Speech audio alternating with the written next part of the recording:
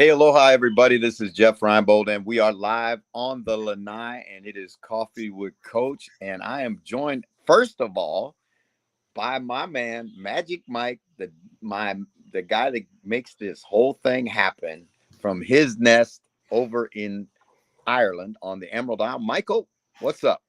From my nest. I love it. I haven't got a decent, like, I haven't got as good a background as you have, unfortunately here. But yeah, it's going good, Jeff. It's hard to believe now we're sitting what five, not like 4 months out now. So we're getting there. Uh, yeah, it's just exciting, man. This off season's flying in. It's fun that we're able to do this throughout the year because during the off season, it gives us a chance to kind of really delve into some things that we don't normally get a chance to do. Talk to people we don't normally get a chance to talk to, and about their football journeys, and how they've been able. A lot of these guys now, and this is the coolest thing to me, is whether it's you, me, or anybody else that actually has an opportunity to do this year round in some capacity, whether that's having a podcast like this or working for for an NFL team or working for an organization, a amateur team or whatever. There is a appetite now for the National Football League 12 months of the year, and that's really an awesome thing. You are the being of that. I mean, you were in Vegas a few weeks ago and you seen like how big a deal that was in April when the season's 2 months out, and we're in a situation where the NBA finals are on, the Premier League's just finished, the NHL's on full blast, and yet everyone's still talking about this league. So yeah, it's a testament to how popular it is, and it's been a crazy off season. I feel like we're about to get a break, a little bit of a break, but we're getting there. No, there's all it's amazing. There's always news. There's always things to chop up and talk about. And one of the things, Mike, I don't know if you saw this, but I'm as a guy that made his living for a lot of years as a special teams coach in pro football. It's concerning to me that there was a move at the recent owners meetings that to try and change the punt rules because they feel that the punt is one of the plays in football that has the highest number of injuries, lower leg injuries and soft tissue injuries.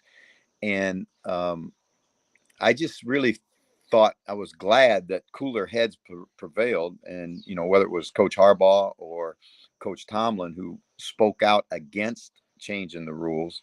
Um, I'm I'm all for making the game safe, but I'm not into at all changing the nature of our game. And I thought it was interesting. Bud Grant, the Hall of Fame coach from the Minnesota Vikings, won more football games than anybody in Viking history, has come out and said that the NFL is missing the boat and should actually use the CFL rules relative to the return game because it's such a huge play in football.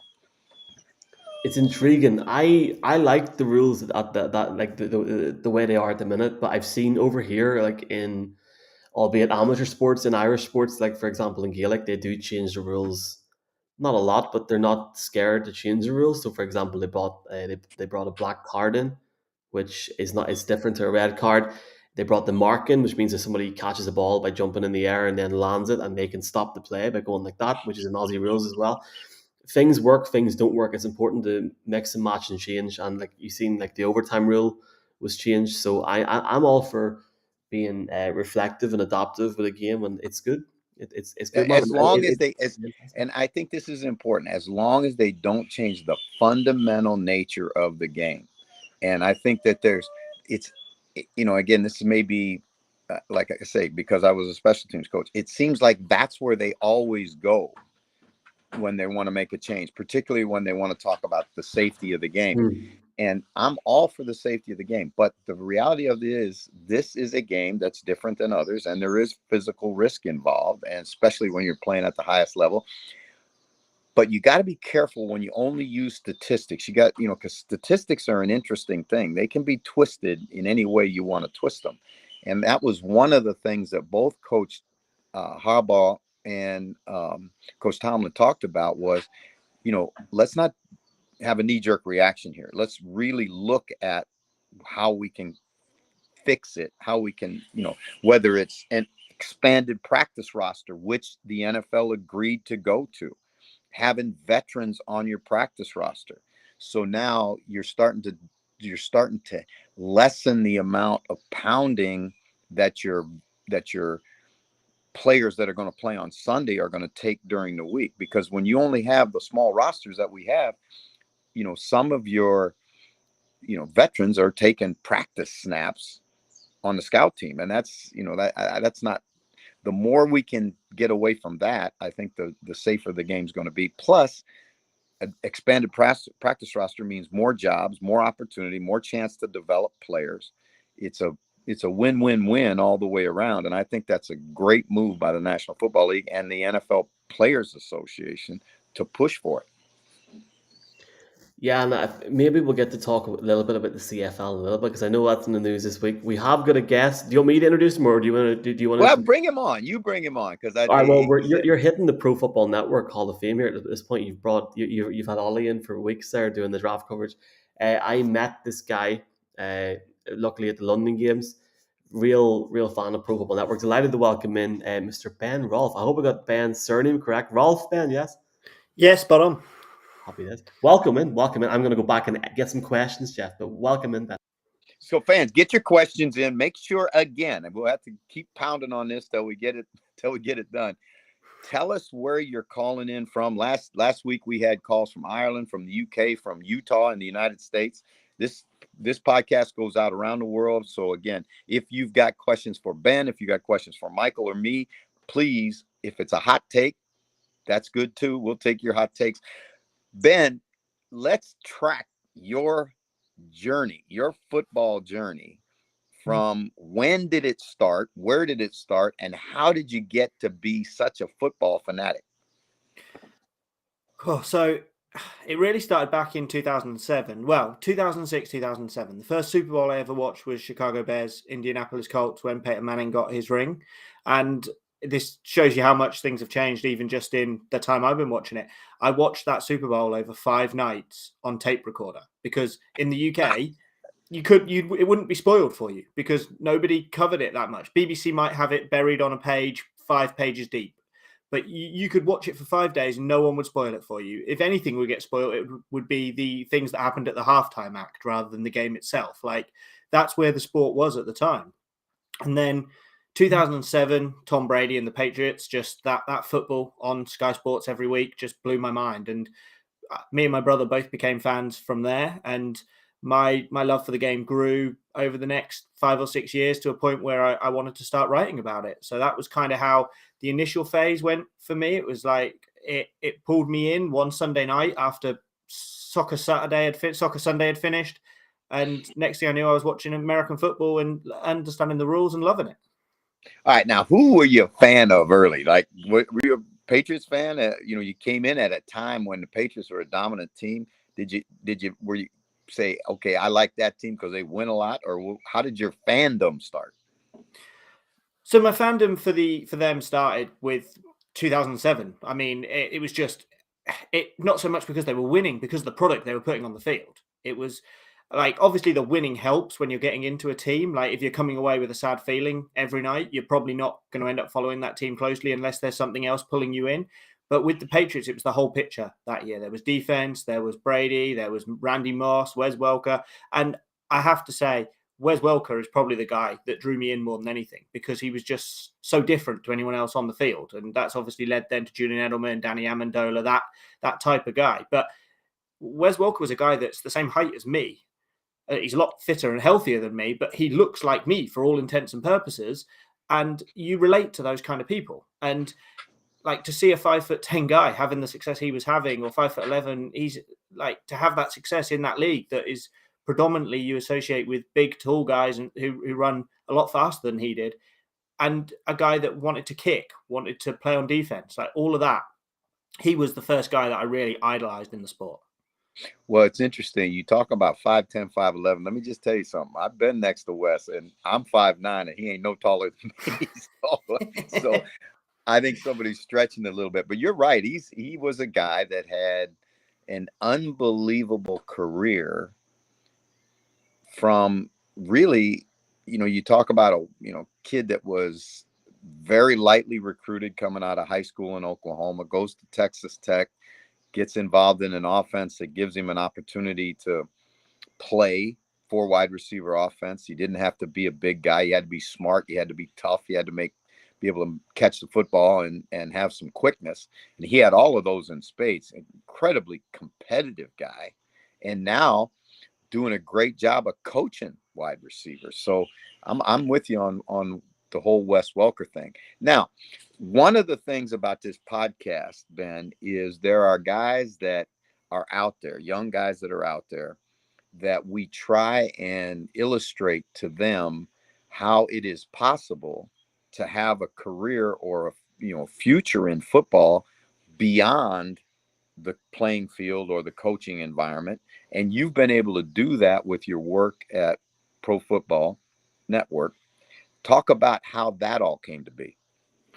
So the process to get to the point of working at Pro Football Network, it took best part of, I started watching football 15 years ago. I probably started writing 10 years ago. And I moved around a few sites. I found some guys that shared I fell into a lot of American sports. So I went to a site that allowed me to write a little bit about a few sports. And I found out very quickly that either baseball or football was kind of where my passions lie. So then I kind of started to narrow it down, went through different sites. I did some in the UK, some in the US.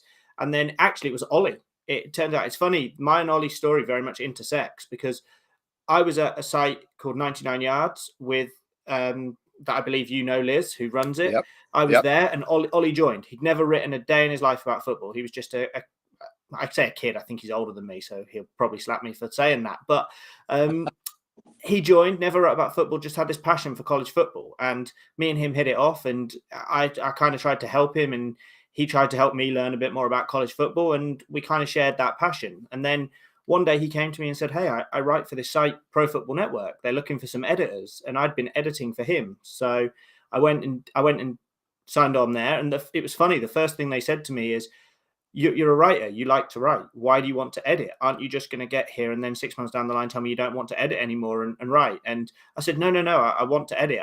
My second child had just been born. I said, I want to edit. I think that'll be more fitting into my lifestyle. Within 12 months, I was writing and not really editing. And the guy that brought me on probably sat there with his head in his hands. But it worked out the way it has, and to the point where I've had many different roles at Pro Football Network. But it's just been a case of hard work, being in the right place at the right time, and knowing which sites to kind of cling on to when you're there as well. Like, you need to find that ambition in different sites. And I've seen it in a few places, but for it to really work and for you to grow, you've either got to step up and keep getting bigger and bigger until you get to one of these established places, or you've got to I think I deem myself extremely lucky to have landed at such a good site where the owners were passionate and wanted to grow the site and were willing to invest to grow the site to the point they have, where in the space of 3 years, it's gone from a startup to a full multimedia football company. Yeah, and we had Ollie on as our guest analyst for the draft, and he did a fantastic job. And as I've followed Ollie after the draft, he's already grinding through film for next year's draft and looking at players and projecting. And, I think it's amazing when, all of this is part of the growth of the game in the UK that has been exponential. And I mean exponential. What is it that's going on at Pro Football Network now in this time that, quote, we call the off season? How are you guys filling pages and filling your time, and what's going on in the network at this point? So yeah, it's delicate balance now, because we obviously know that the football calendar has slowed down a little bit. But I mean, you're seeing what Ollie and his guys are doing. They're putting out stories, brilliant, heartfelt stories about where are these players now. Ollie wrote one that's either gone out today or is going out tomorrow. James, one of our US-based guys, wrote about Trent Richardson and where he is now.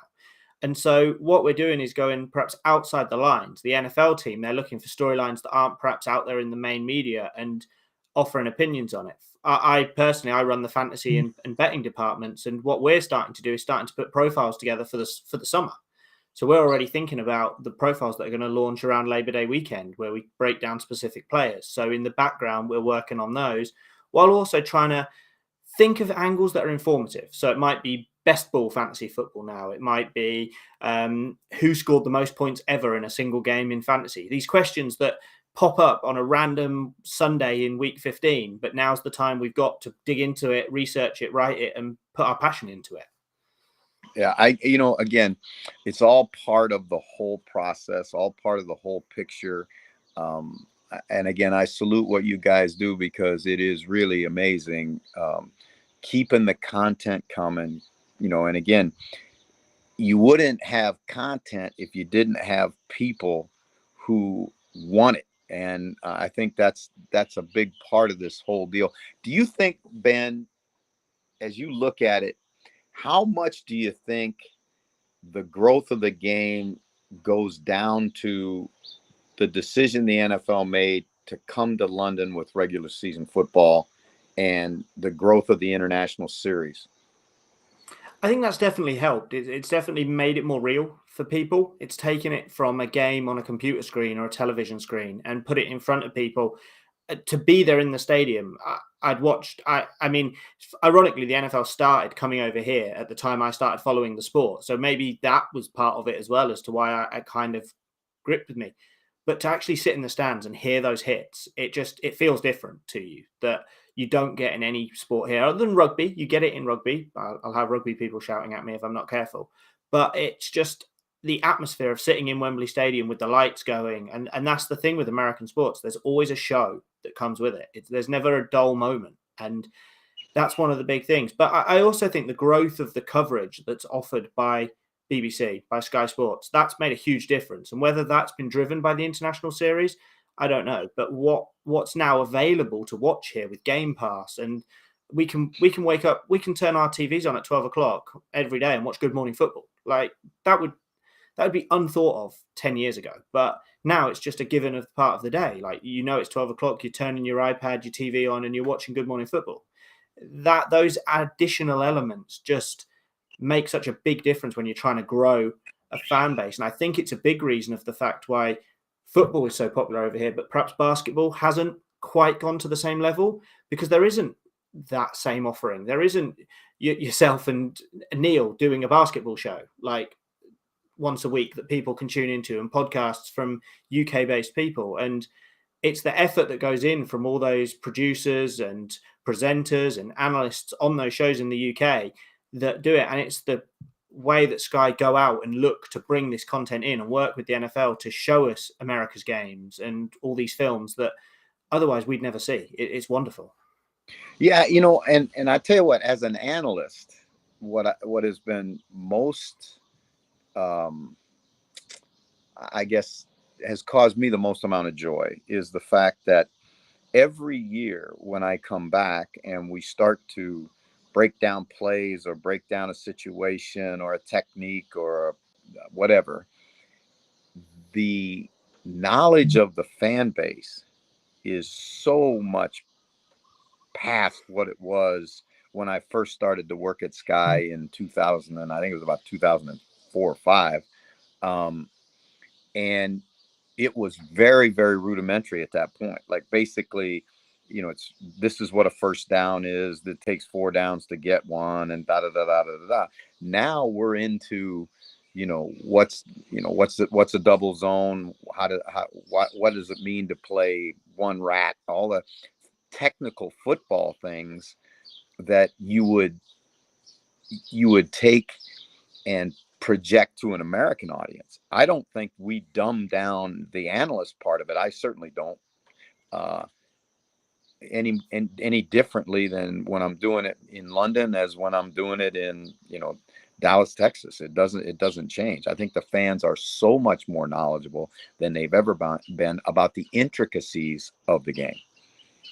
Yeah, and I think the development of technology certainly helped, because as you can show more on a screen, you can demonstrate easier, and it becomes easier than just talking about it. So it allows you to bring your explanations to life and really emphasize your points in a way that if you were just describing it, couldn't. But I came to a show in Birmingham when I was at university, and I believe it was you and Neil. I can't remember who else was on the screen, but you pulled like 3 guys up out of the arena in onto the stage and had them stand in the positions to demonstrate. So even like just simple things like that. And I remember you guys doing it in the studio. You guys would you like Neil would stand where you needed him to be able to demonstrate, and that kind of thing, and that aspect. And just as you learn more, you naturally want to learn more. So the more things are explained to you, the better it kind of goes, the easier it is. And that's something we always discuss at Pro Football Network as well, is like we want to explain it to every fan, but we want to do it in multiple layers so that it's easy enough for the new fan to understand. But you also don't want the experienced fan coming to you and saying, well, I know that's how a contract works. This was a waste of my time. They want to learn something from there as well. So it's that balance that's now so key that we all have to strike. Well, you segued perfectly right there. That was a masterful segue, because my next question was going to be, what's the future? What is going on at Pro Football Network, and how do people around the world, because we're in this, this globalized world, and so it's not just fans in the UK. We're talking about fans anywhere can log into what you guys do, access your expertise, access your opinions. How does that happen, and what is coming now down the pike in the next months?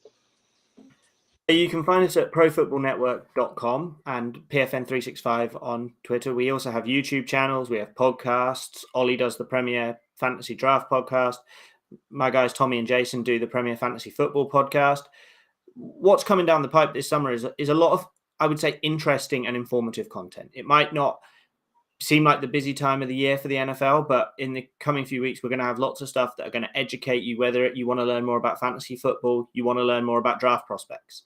Like the thing for me that's appointment viewing on the site is what the college and draft team are doing, because I said this to Michael earlier, I'm a relative college novice. I can watch college football and enjoy it. I don't know the history and the depth behind it. And so to read that stuff is really interesting to me. And for someone who's not a big fantasy football player, finding out more about the history of fantasy football and the greatest games ever are always interesting. So we're also going to have preview guides. So we're going to have 250 prospects previewed from a fantasy football perspective ahead of the season. We've got a season guide coming out. Our NFL team are working hard already on producing the content to go into that guide that will be available towards the back end of the year. And at the same time, we're all building up towards already thinking about September. It's crazy to think that it's May. The schedule was released 14 days ago, and already we're starting to put together our calendar for what we're going to write that first week in September, because that's just the way the football world rolls on. Yeah, have you guys, because I know you do an awful lot with college football, and I really think that that's an area that I think is the next horizon, next frontier, if you will, because college football in the United States is really, really, really something special. The atmosphere, the pomp and pageantry, the history, the traditional things. You've got Nebraska and Northwestern coming to Ireland this summer at the, just to open the season. Are you guys going to do anything around that game that's going to be played in Ireland? It's a better question for Ollie than it is for me. I'm not so much involved in the planning of that, but I know there's been discussions held for it. But for sure we are. And I mean, we're always looking at what we can do around college football, because we have the guys based in the US as well who are covering games and doing all of that. The problem we find with college football is it's very tribal. There's so much of it. It's so hard to kind of find, without covering all 100 and whatever, 200, 300 different colleges that are out there, there's always more content you can do with college football. And it's like, where do you dip your toe in the water versus diving headfirst in? That's possibly the most, I would say, daunting part for a UK fan. Like the NFL, you can work it out. There's 32 teams. It's not difficult. But college football, it's a big mass of different teams, different structures, and it's something that, yeah, it's trying to get to the bottom of that and try and explain it. But we definitely want to do something around the Ireland game and how that will work. But it's just exciting to have it here. It's been teased so much, these college football games over here, and then due to various different reasons, they haven't always been able to come through. But this one coming is so exciting. It is huge, and you talk about how how big college football is in the United States, and I'll just give you an example of a little bit of it. Right, in the state of Nebraska, right, Lincoln and Omaha are the two biggest towns in Nebraska, two of the bigger towns in Nebraska.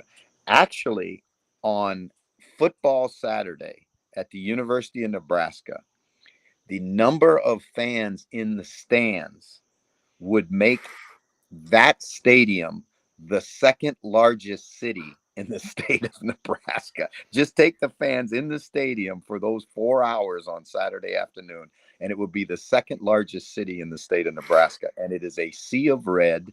And I really encourage fans to get to Ireland if you can and see the Cornhuskers of Nebraska against the Wildcats of Northwestern. It'll be a fantastic, fantastic afternoon. Ben, I appreciate you coming on the show and sharing your journey with us, your football journey with us, and what's going on at Pro Football Network. As I said to you before the broadcast, I am going to send you a $5 and make sure that you get it to Ollie so he can get a real haircut next time he goes to get a haircut. Deal. All right, man. Hey, again, thank you so much for being on the show today, Ben, and it's a pleasure, and love your work and keep doing your thing. Thank you very much. Thank you for having me on here. It's been great to talk to you. All right, brother. That was my man Ben from Pro Football Network. Those guys over there, they do a fantastic, fantastic job and grind it, man. I mean, they grind it. And, it's one of the things that I think has really been a positive out of the expansion of the games in the UK and football throughout, the UK and Europe. Is more and more people are finding a way to be involved and be a part of it. Great to hear from Ben there. Him and Ollie are gentlemen. Obviously met them in London last year at Tottenham for the games. Great lads. Great to see them going from strength to strength. Obviously, Ollie was a huge help with the draft coverage. Fantastic analysis, but great to hear from Ben there as well. Really fascinating way of getting into the league. I remember my night sitting watching you boys and Kevin and all. Here's a fun story for you. Do you ever remember the time when somebody drew a picture of you boys and they said they were 12 years old? No? No. And Neil held it up and said, everyone started laughing, and he was like, "Go to bed." No? Maybe you weren't on it at that point, no?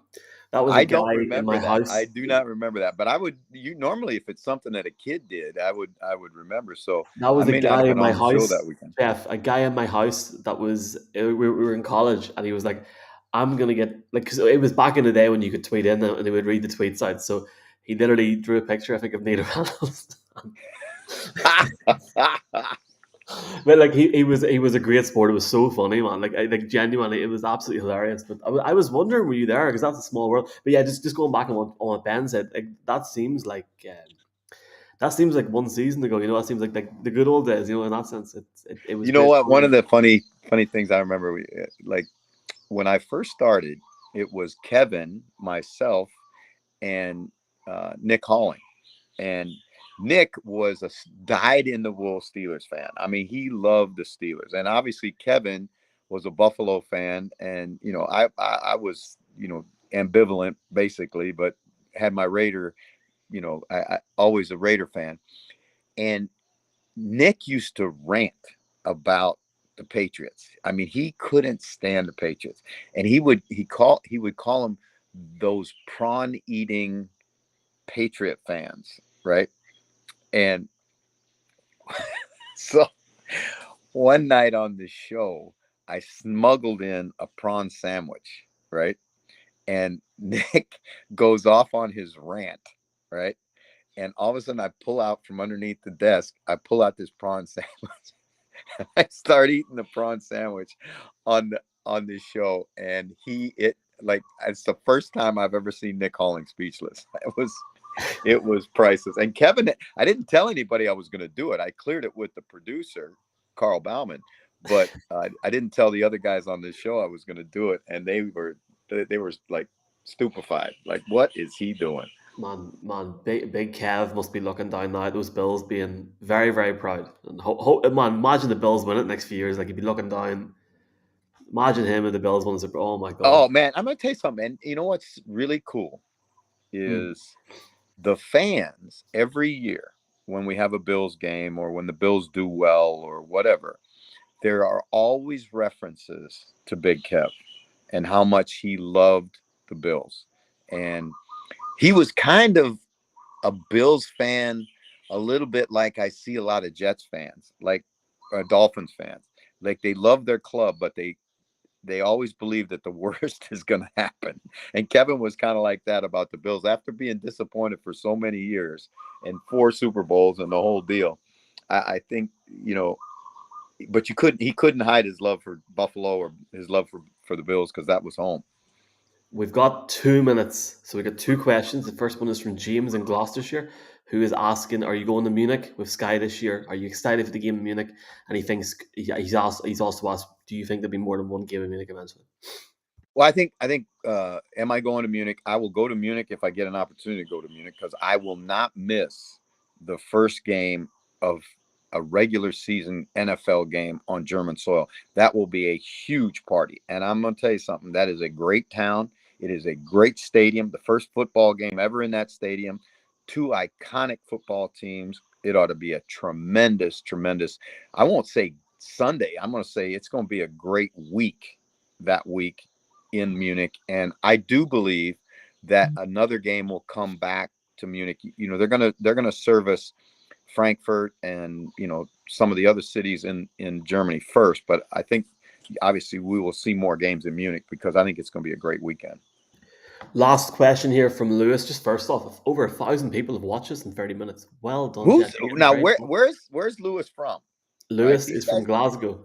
Oh, you got a Glaswegian. All right. He wants Hey, to know, hey, will Colin Kaepernick sign with the team this season? Obviously played with the Raiders, train with the Raiders this week. yeah, he's got to work out with the Raiders this week. It'll be interesting to see. The Raiders have kind of always, had a thing for him, and he what team would he fit better with than than the Raiders? I don't know. You look at what the Raiders have done at quarterback. Obviously, Carr's going to be the starter, and then they go out and they trade to get um, a backup from New England, all right, in Stidham. And now, if Colin would come in, he'd probably have to either beat Stidham out or play as the third quarterback.